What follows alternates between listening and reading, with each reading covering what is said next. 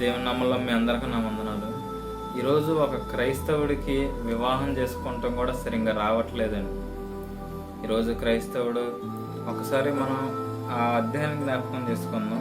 ఆ వచనాన్ని ఒకసారి చూద్దాం. హెబ్రీయులకు రాసిన పత్రిక 13వ అధ్యాయం 4వ వచనం. హెబ్రీయులకు రాసిన పత్రిక 13వ అధ్యాయం 4వ వచనం. వివాహము అన్ని విషయంలో ఘనమైనదిగాను ఉండవలెనని బైబిల్ చెప్తుంది.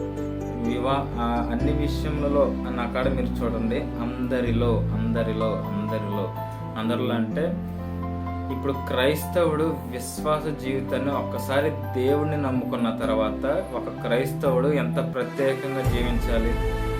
అలాగే అంటే ఇప్పుడు ఒక క్రైస్తవుడిని చూడగానే లోకం వీడు క్రైస్తవుడురా అంటే అన్నిటి ఎవడన్నా చూడగానే వీడు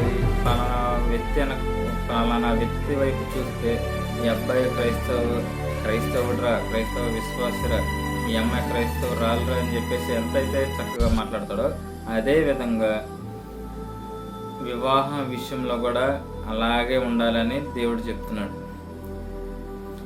ఈ అందరిలో అన్న దానికి అర్థం ఏంటంటే అందరిలో ప్రత్యేకంగా నువ్వు వివాహాన్ని అన్నిటికంటే గొప్పగా నువ్వు ఎంచాలని దేవుడు ఇక్కడ చెప్తున్నాడు. నీకు అర్థమవుతుందా?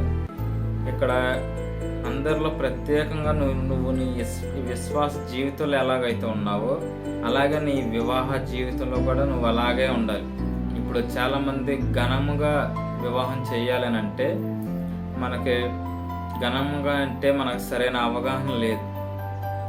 అందుకని మనకు వివాహం ఎలా చేయాలో కనీసం అవగాహన లేదు. ఇప్పుడు ఘనంగా వివాహం చేయాలంటే నువ్వు 75 కూరలు పెట్టవసరం లేదు, 100 కూరలు పెట్టవసరం లేదు, 100 రకాల ఐటమ్స్ నువ్వు పెట్టవసరం లేదు.